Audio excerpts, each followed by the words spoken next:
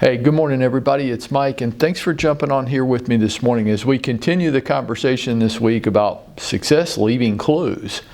What do highly successful agents in this business all have in common? So we've covered a few key points already, right? We talked about they all have a defined area of focus, a niche, an area of specialty, much like doctors and attorneys do. Every single one of them. Can't find me one that's just playing bumper cars with people. Well, you know, I'm just whoever wants to be helped. Nope, they all have a very defined target audience. They're amazingly consistent. Probably, if I had to rank them in order, this is probably number one. Highly successful agents have the ability to be amazingly consistent each and every day. I know how hard it is, but that's a big separator for them. They set very high standards for themselves. They do. Usually higher than anybody else could expect of them. They manage their time. They understand that time is their precious commodity, that they have a lot of responsibilities in their lives, everything from their family all the way through to their business and maybe even themselves too.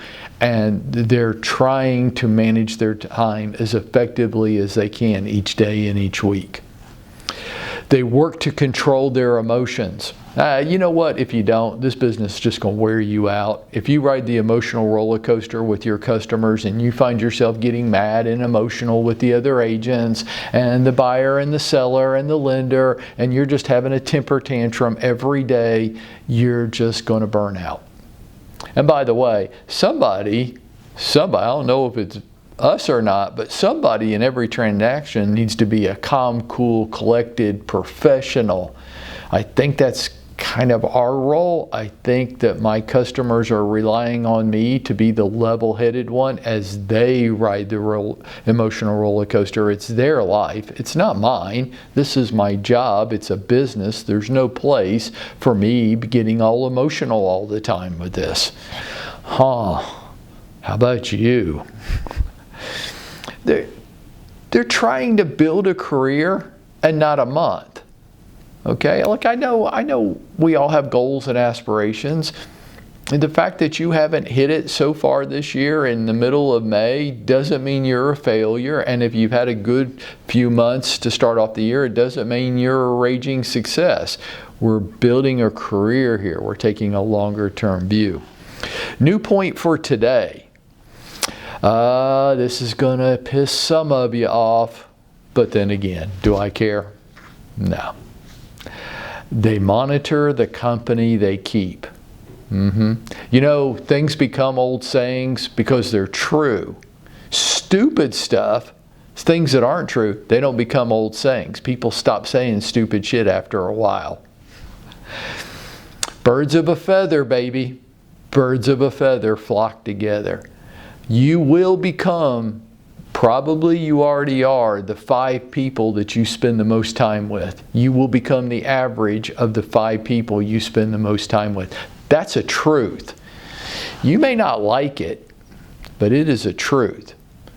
Highly successful people, no, they just can't expose themselves to weak, ineffective people. When great teams in sports play bad teams, the bad team never plays up. The great team always plays down to the bad team. That's going to be true for each of us in our lives and our careers. Better monitor the people you're spending time with. Do they make you want to be better? You know, one of my great friends, probably my closest 2 friends, both of them, when I'm around them, they make me want to be a better person, to strive to keep up with them, to earn their friendship.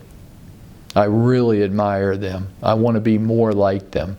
Do you have people like that in your life? Those are the people you want to spend time with, and the other people, you want to get them out of your life.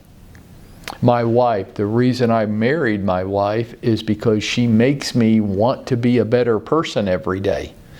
I'm not always a better person every day, and when I'm not, I feel like I've failed her.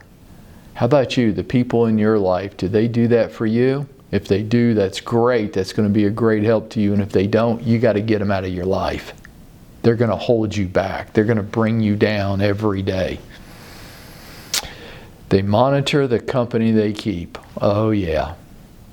It ain't lonely at the top. See, that's one of those things that's not true. I've been to the top in this industry. It ain't lonely at the top, but it can be lonely on the way to the top as you have to cull and cultivate this influence that surrounds each of us every day.